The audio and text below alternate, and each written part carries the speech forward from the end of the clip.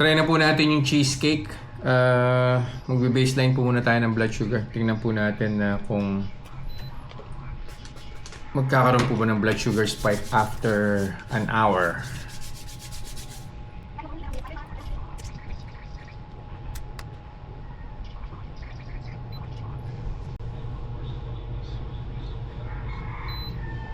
Yan. 112 po yung baseline po natin.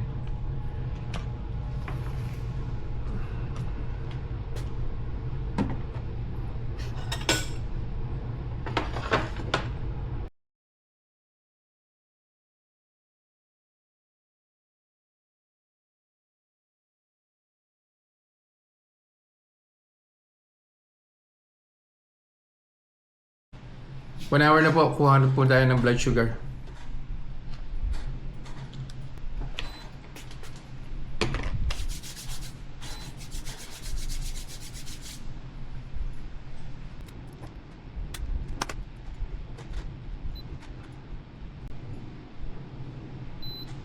Yan.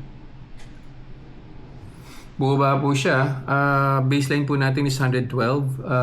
Now it's 97. So, balik po ako after an hour para makuha po natin yung final blood sugar. Second hour na po. So, kuha na po tayo ng blood sugar. Cream cheese in a mug. Yun po yung kinain ko today.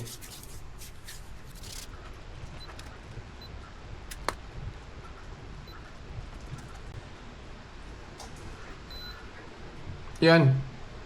So, steady na po siya, no? 97.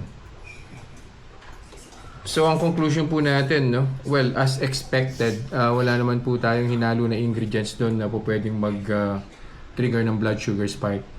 Wala pong blood sugar spike si cheesecake in a mug. So, tatry pa po natin na gumawa pa po ng food using the products that we bought from Dali kasi we find it cheap.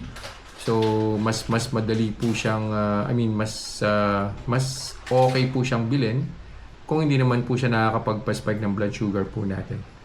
So yun lang po for this review. See you guys in the next vlog. Bye-bye.